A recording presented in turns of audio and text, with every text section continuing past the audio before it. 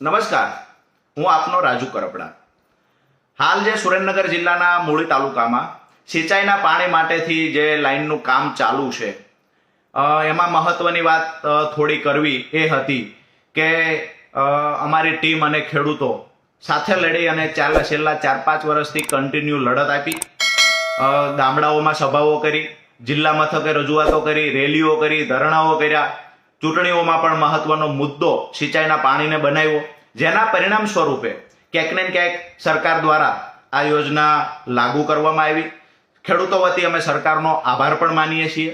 પરંતુ આ યોજનામાં જ્યાં હજુ ભૂલો છે, આ ભૂલને સુધારવા માટે થઈ સરકારને નમ્ર વિનંતી કરવા આવ્યા છીએ અને સરકારને વિનંતી કરીએ છીએ કે જે ખર્ચ કરવામાં આવી રહ્યો છે એ લેખે લાગે અને ખરેખર એમાં જે સુધારો કરવો પડે એવું છે આ સુધારો કરવામાં આવે. હાલ જે મહત્વની વાત કરીએ તો ધોળીધજા ડેમથી કળમાદ સુધી 2 લાઈનો નીકળે છે. મેઇન લાઈન એકનું માપ છે 1369 mm, બીજાનું માપ છે 1318 mm. આ મુખ્ય લાઈનમાંથી કોઈ તળાવ ભરવાનું નથી. અહીંયાથી પેટા લાઈન નીકળશે, એની અંદરથી બીજી પેટા લાઈન નીકળશે. એટલે કે મુખ્ય લાઈનમાંથી 2 પેટા લાઈનો જે નીકળશે પહેલી પેટા લાઈન નહીં, બીજી પેટા લાઈનમાંથી તળાવ ભરવાનું છે.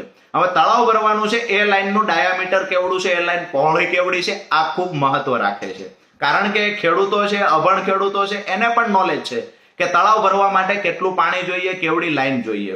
આજે ખરેખર જે લોકો જે ક્યારેય પાણીના મુદ્દે બોલ્યા નથી, લડ્યા નથી, ક્યારેય એમને પાણીના મુદ્દે રજૂઆત નથી કરી, ઉલટાના જ્યારે અમે સિંચાઈના પાણીની વાત કરતા ત્યારે જે લોકો કહેતા, લોકલ ભાજપના નેતાઓ જે લોકો કહેતા હતા કે આ ઊંધી અડાળી જેવો ઢાળ છે, અહીંયા ક્યારેય પાણી ન પહોંચે, આજે એ લોકો લાઈનો ઉતરે છે, ત્યાં ગાડીઓની બાજુમાં જઈ અને ફોટા પડાવી, ફોટો સેશન કરી પોતાની પીઠ થાબડી રહ્યા છે.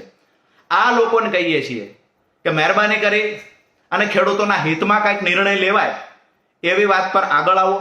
ખેડૂતો માટે થઈ અને કાંઈ રજૂઆત કરવી પડે તો ભૂતકાળમાં તમે નથી કરી, હવે રજૂઆત કરો. માત્ર ફોટો સેશનમાં વ્યસ્ત ના રહો. ખરેખર આ જે લાઈનો નખાય એનાથી ફાયદો થશે, એનાથી તળાવ ભરાશે કે કેમ, આ થોડું કેલ્ક્યુલેશન ક્યારેય કર્યું છે ખરા? મારી જાહેરમાં તમામ એન્જિનિયરોને પણ હું ચેતવણી આપું છું, તમામ એન્જિનિયરોને ખુલ્લી ચેલેન્જ પણ આપું છું કે 45 ગામના તળાવ ભરવા માટે જે તમે લાઈનોની વ્યવસ્થા કરી છે એમાં લાઈન જે મેઇન લાઈનમાંથી જે પેટા ત્રીજી લાઈન નીકળે જેનાથી તળાવ ભરવાના છે એ લાઈન 8ની થી લઈ અને 16ની સુધી છે. એટલે કે 200 mm નું ડાયામીટર થી લઈ 450 mm નું ડાયામીટર સુધીની છે.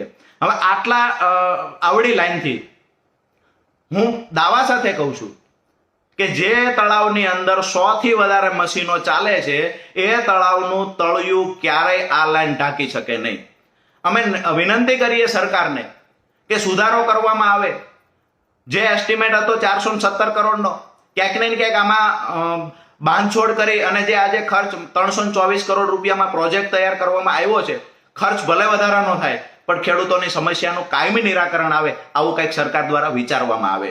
અને લાઈન પણ જે નાખવાની છે પેટા લાઈન એ HDPની છે. HDPની લાઈન પ્લાસ્ટિકના પાઇપ જેવો જે કાળો પાઇપ આવે છે, ભૂતકાળમાં પીવાના પાણી માટેની આ લાઈનો જ્યાં નાખી છે યોજના સદંતર નિષ્ફળ ગઈ છે.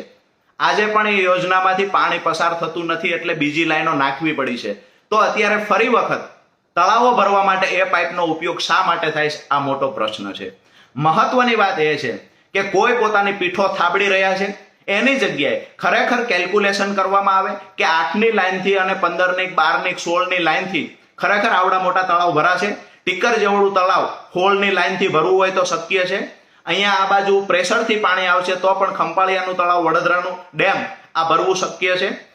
આ ખરેખર પૂછવાની જગ્યાએ, હિસાબો કરવાની જગ્યાએ જ્યાં પાઇપો ઉતરે છે ત્યાં ફોટા પડાવી અને પોતાની પીઠો થાબડી રહ્યા છે નેતાઓ. નમ્ર વિનંતી સરકારને કહીએ છીએ ખેડૂતના હિતમાં નિર્ણયમાં ફેરફાર કરી અને થોડો સુધારો કરવામાં આવે. જે પાઇપ HDP નાખવામાં આવે છે એના ડાયામીટર મોટા કરી અને પાઇપ લોખંડના નાખવામાં આવે, આવી વ્યવસ્થા થાય. ભૂતકાળમાં જે ખરેખર પાઇપ સદંતર નિષ્ફળ ગયા છે એ પાઇપનો ફરીવાર ઉપયોગ ન કરવામાં આવે. અને બાકી રહેલી વાત કે જે તળાવો બાકી રહ્યા છે એ તળાવો ભરવા માટે પણ યોજના તૈયાર કરવામાં આવે. દરેક ગામનું માત્ર એક તળાવ શા માટે? જેટલા બી તળાવ છે, જેટલા બી ચેક ડેમો છે એ ભરવામાં આવે. મહત્વની વાત એ પણ છે કે જે મૂળી તાલુકાના 25 સિવાયના બાકી રહેલા ગામડાઓ છે, આ ગામડાઓમાં પાણી ક્યારે પહોંચાડવામાં આવશે, સરકાર દ્વારા જાહેરાત કરવામાં આવે. નહીતર આગામી દિવસોમાં અમારી જે માંગણી હતી એ માંગ તો એ હતી કે દરેક ખેડૂતના ખેતર સુધી પાણી પહોંચે. આજે જે સરકાર દ્વારા અમારી માંગણીઓ સ્વીકારવામાં આવી છે, ખેડૂતોની માંગણી સ્વીકારવામાં આવી છે, પરંતુ પૂરતા પ્રમાણમાં સ્વીકારવામાં આવી નથી. ક્યાંક ને ક્યાંક માત્ર 5 થી 7% ખેડૂતોને જ લાભ મળે એવું અમને દેખાય છે, કારણ કે ઘણા બધા તળાવો એવા છે જે માત્ર 15-20 દિવસની કેપેસિટી વાળા છે. ઘણા બધા તળાવો મોટા છે, તો ત્યાં જે ડાયામીટર છે 10 ઇંચનું ડાયામીટર ધરાવતી લાઈન નાખવાથી આજે ખેડૂતો 2-3 મશીનનું પાણી ચલાવે, ખેડૂતો 8 ની 10 ની લાઈન નાખે છે. તમે લોકો તળાવ ભરવા માટે 8-10 ની લાઈન નાખશો? બિલકુલ આખું જે કેલ્ક્યુલેશન કોઈએ પણ કર્યું હશે, હું માનું છું અભ્યાસ કર્યા વગરનો આખો પ્રોજેક્ટ તૈયાર થઈ ગયેલો હોય, આવું અમને ક્યાંક ને ક્યાંક દેખાય છે. આવનાર સમયમાં સરકારને નમ્ર વિનંતી કરીએ છીએ કે મૂળી તાલુકાના બાકી રહેલા ગામડા, થાનગઢ, ચોટીલા અને સાયલાના જે ગામડાઓ છે જ્યાં સિંચાઈનું પાણી પહોંચ્યું નથી, સરકાર દ્વારા યોજનાઓ તૈયાર કરી અને દરેક ગામ સુધી સિંચાઈનું પાણી પહોંચાડવામાં આવે. જે જગતનો બાપ ખેડૂત કોઈના કારખાનાનો મજૂર બનવા માટે લાચાર છે, તો એ ખેડૂતને પોતાની ખેતી છોડી અને જવું ન પડે એ માટે સરકાર સિંચાઈના પાણીની વ્યવસ્થા કરી આપે. આવનારા દિવસોમાં નમ્ર નિવેદન સાથે સરકારને વિનંતી પણ કરીએ છીએ કે આવનાર દિવસોમાં અગર જે બાકી રહેલા ગામડાઓ છે એમાં સિંચાઈનું પાણી નહીં પહોંચાડવામાં આવે, કોઈ યોજના નહીં બનાવવામાં આવે, તો અમે મજબૂતાઈથી ખેડૂતો માટે 100% લડીશું. અને આ યોજનામાં લોકલ નેતાઓને કહીએ છીએ અને સરકારને પણ કહીએ છીએ કે પીઠ થાબડવાની બદલે, ફોટો સેશન કરાવવાની બદલે આ યોજનાની અંદર ક્યાંક ને ક્યાંક સુધારો કરી અને મોટા પાઇપ નાખવામાં આવે અને લોખંડના પાઇપ નાખવામાં આવે, આવી વ્યવસ્થા કરવામાં આવે. પ્રોજેક્ટમાં જે કાંઈ ખર્ચ તૈયાર થયો છે, ખર્ચમાં ભલે વધારો થાય, પણ એક વખત કાયમી ધોરણે ખેડૂતોની સમસ્યાનું નિરાકરણ આવે. જેટલા ગામમાં તળાવો છે આ તળાવ ભરવામાં આવે અને જે ચેકડેમ બની શકે એવું છે ત્યાં ચેકડેમ બનાવવા માટેના પણ પ્રયત્ન થાય. આભાર.